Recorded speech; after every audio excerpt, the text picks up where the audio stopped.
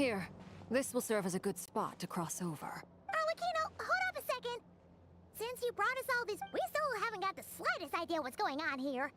And if even Callum... Simple. Because I am an inheritor of the royal bloodline of the Crimson Moon. And one of the last surviving embers of the Two Worlds' flames. Huh? Are you serious? As in, you're a descendant of that Crimson Moon dynasty we were just talking about? The one from ancient Khaenri'ah? Your surprise is understandable. I was also taken aback when I first learned of it. But the more I thought about it, the more I realized the signs had been there all along. When I was young, I discovered I could wield a very special kind of fire. It coursed like blood through my veins and smoldered away inside my nerves. What's more, whenever I experienced strong bursts of emotion or drew too deeply on this power, it was like some kind of presence within the fire would begin to gnaw away at me, consuming me from the inside out. Exactly. That is why my hands are like this, too. At first, I saw it only as a curse, but once I became a harbinger, the Jester apprised me of the truth. Together with my own investigations, over the past few years, there are several things that I have gradually come to understand. For instance, take the so-called Crimson Moon. In truth, it is nothing more than the shattered remnants of the iridescent moon, fused with the Abyss to prolong its lifespan. Since this blood flame was bestowed upon me by the Crimson Moon, it is a fusion of the iridescent moon's former power and the corruption of the Abyss. You all understand the nature of the Abyss well enough. I draw upon its power, and in return, it hungers for my soul. This strange blackness is the mark of corruption it has left behind.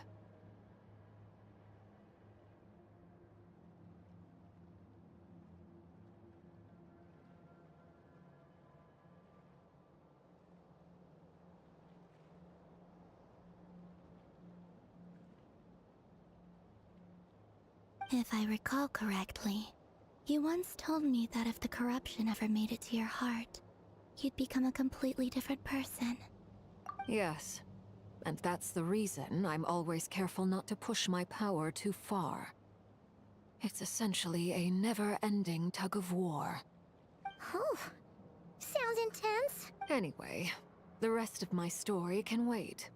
Is there anything else about the Crimson Moon or the Iridescent Moon that you're unclear about? Paimon has a question. So, the crimson moon that the Karians used to worship was actually the iridescent moon, right? Which was one of the three moon sisters.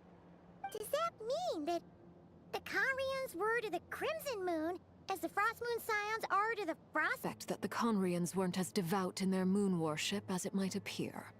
The iridescent moon's remains simply served as their link to the Abyss. Later on, perhaps someone discovered a way to make direct contact with the Abyss. Or maybe there was some kind of ideological divide.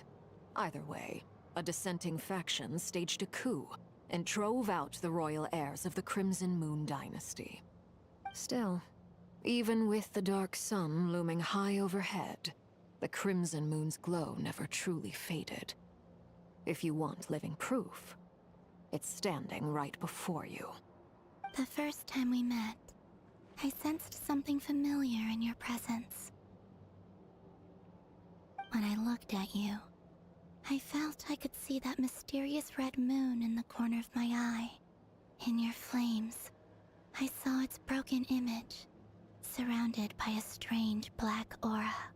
Well, I appreciate that you kept it to yourself.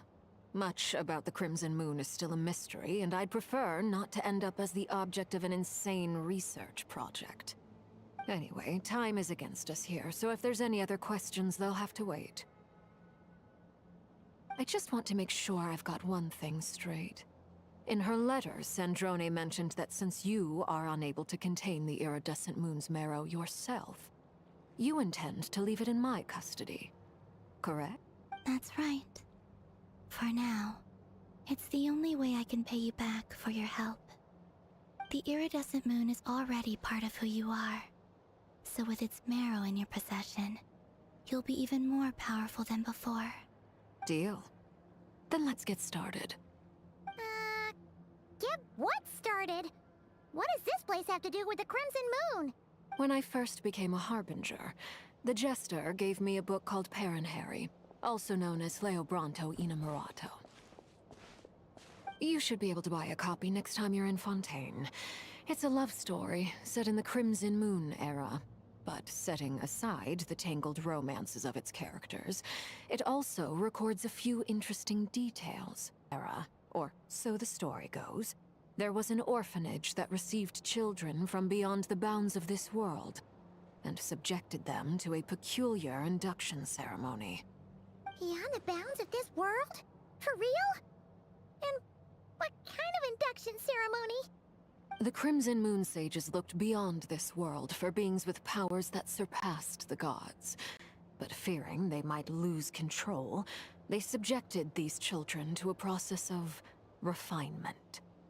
They made these children crawl up a fireplace and kept asking them, "Have you died?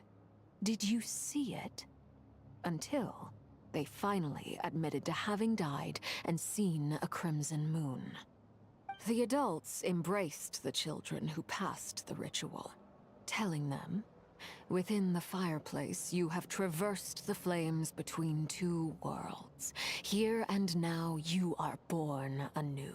That this was their way of branding the children they had enrolled, leaving an indelible mark upon them so that they would forever live in the Crimson Moon's light. That explains why I can't sense the Crimson Moon's marrow in this world.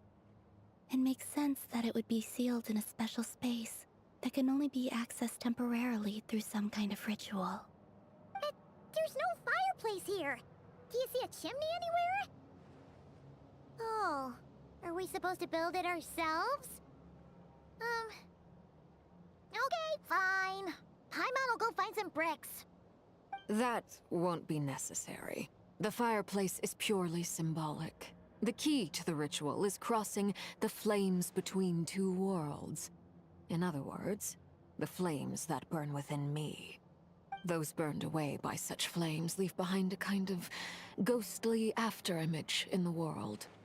In the days of Conria, people believed they could be used to bridge the gap between the two worlds of life and death. In short, I can open a passage to that space for you. That's the easy part. The catch is I'll need to stay on this side to keep the passage open, so I won't be able to come with you. Once you're inside, you'll have to find your own way.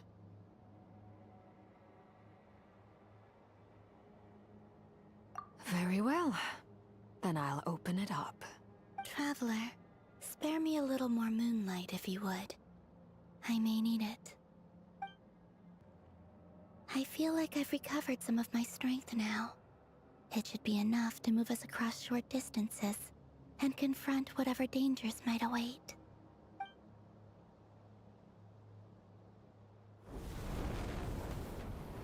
Mistress of the seven hues of ages past, great mother of the present, crimson-clad sovereign of the two realms, by fire severed, by fire your descent.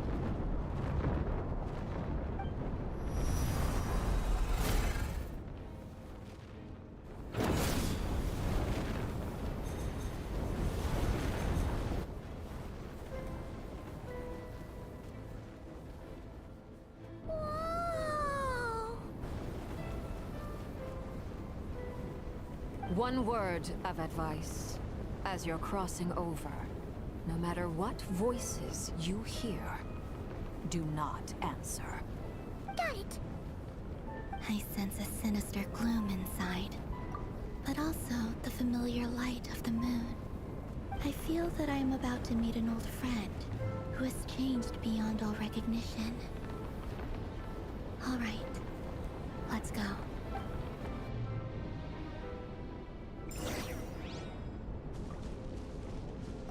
Seismic changes often begin with small windows of opportunity. This could be your window.